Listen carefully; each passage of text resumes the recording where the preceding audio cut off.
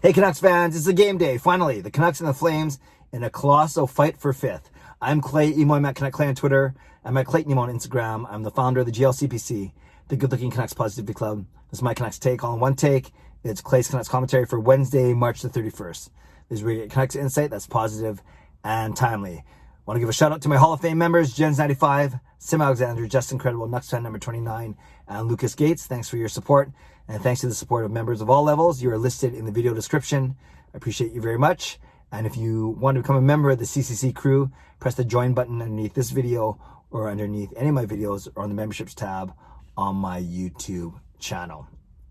Okay. Lots of programming announcements before we preview tonight's game. First and foremost, post-game live stream tonight. First one in a week because the Canucks haven't played in a week. We're going to start at 10:15 sharp. I don't want to go much later than that given the late start of tonight's game at 7:30. So we'll go 10:15 barring extra time, 10:30 if not, and then we'll go to about 11 o'clock. So I hope you join me tonight. I'll have some announcements tonight on how I'm going to revamp, restructure my membership now that I've done 2 months of YouTube memberships, and I love it, but I want to do more, and I have the capacity to do more. So make sure you join the live stream tonight to see how that may affect you or how that may entice you to become a member or even to upgrade. So that's tonight as well.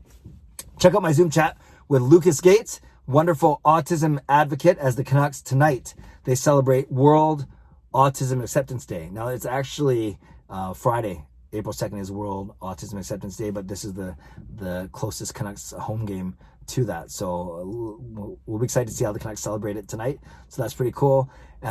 Last day to join my $50 giveaway, the prize, the contest, I should say, on Instagram.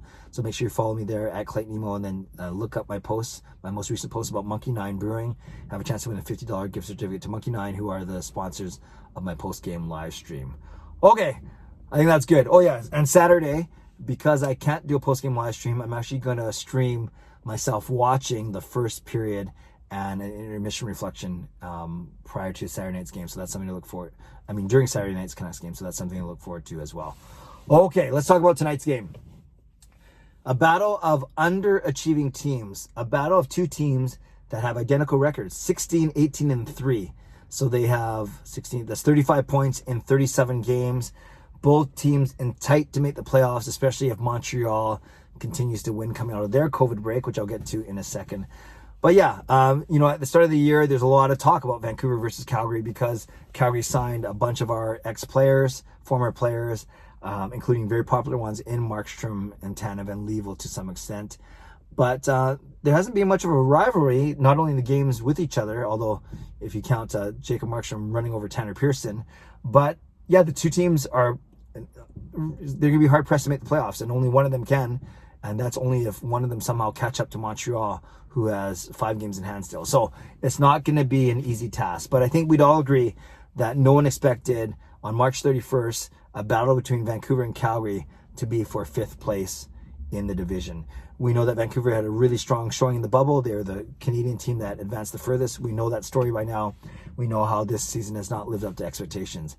Calgary, their season mustn't have lived up to expectations. They fired their coach, and they have Daryl Sutter, the very personable Daryl Sutter, in there now.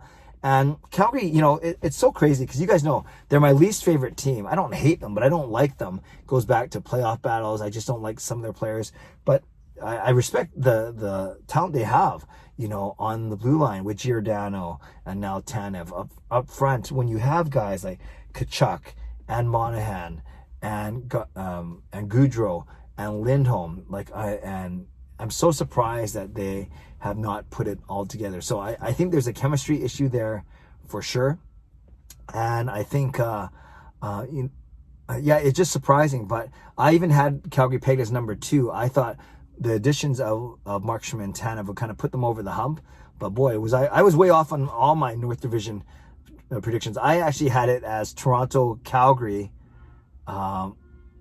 Vancouver, Montreal, Edmonton, Winnipeg, Ottawa. Well, it's so bad. The two teams I had missing, Edmonton and Winnipeg, 5 and 6, they are now Winnipeg's 2 and Edmonton's 3. So I was really, really off in the only thing I got right was Toronto at 1 and Montreal at 4 so far. But my 2 and 3 and 5 and 6 were messed up.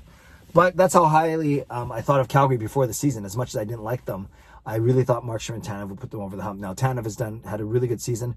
Markstrom up and down, and I don't wish ill will on him just because he's an ex-Canuck, but also not surprising. And I'm not the I told you so type guy, but when they signed him to that much money, to that much term, and then already his first season hasn't been good, that's not to say that he can't bounce back, but a lot of people have been saying that he hasn't been the same since him and Tanner Pearson had that collision a few weeks ago. You remember that when Markstrom charged out, and yeah, he hasn't played well since. He's missed a few games because of injury, and Markstrom's a very proud person. We know that from when he was here in Vancouver, and he even said in his media availability yesterday that he takes these matchups, he takes these games very seriously, and he wants to outplay the other goaltender. So we're going to hopefully get another Markstrom versus Demko duel tonight. So look forward to that. And I guess the first question to you Canucks fans in the comments section, are you surprised at how poorly Calgary has played this season? And you tell me why you think that is. I think it's chemistry is the biggest thing, more than Markstrom's poor play, but that has something to do with it for sure. As for the Canucks, Adam Gaudette is out, confirmed as a positive COVID test case, but it sounds like it's the quote regular COVID and not one of the variants. And that's a big distinction to make, because the Montreal team, they ended up having a week of their games postponed because of one of their two players that were tested positive for COVID or under COVID protocol likely had a variant, which seems a little more serious right now. Seems it spreads more quickly than what you call the classic COVID. So I think that's the big difference there, is Montreal had their games postponed because one of the two players was confirmed to have one of the variants as opposed to COVID-19 straight. So thankfully, it sounds like for the Canucks, only Adam Gaudette is the one exposed, the one affected, and therefore the Canucks practice today, and all systems are a go for tonight. For tonight, expect Demko in net and the same six on the blue line: Hughes, Hamonic, Edler, Schmidt, and then Ben and Myers. Now up front, it gets a little funky because we're seeing the debut of Travis Boyd. We're seeing Virtanen come in basically for Gaudette. Remember, Gaudette got pulled from practice, including some work on PP2. Now Virtanen is back in. So this is how the Canucks will line up front tonight. Horvat between Hoglander and Besser as our number one line, being so for the past few weeks. Then you have Miller between the two Vs, once again, VC and Virtanen. Then our new look third line of Sutter, Mott, and Travis Boyd making his Canucks debut. Fourth line, so Boyd takes Harlock's spot. Harlock gets bumped down. Harlock will play with... I guess with Sutter out, it's Gravac and Roussel. I think Sutter. I actually forgot to look to see if Sutter was at practice. If not, then it'll be Gravac between. No, what am I talking about? Sorry, guys, I just had a brain fart. Sutter is in. Sutter is centering the third line with Mott and Boyd. So the fourth line will indeed be Gravac between Roussel and Harlock. Jay Beagle was the one I had a brain fart with. So your four centers down the middle are indeed Horvat, Miller, Sutter, and then Gravac between Roussel and Harlock. That means extras on the blue line. Ulevi and Chatfield as been for many, many times in many games past few weeks. And then up front, the two M's, it's McEwen and Michaelis, who are healthy scratches. I think Louis Eriksson must be on the taxi squad. That means that Gaudette, Pettersson, Pearson, and Beagle, and Justin Bailey, all five of those guys are out. So I think the biggest takeaways here are Travis Boyd makes his debut on the Canucks third line with Sutter and Mott. Power plays, they practiced them again today.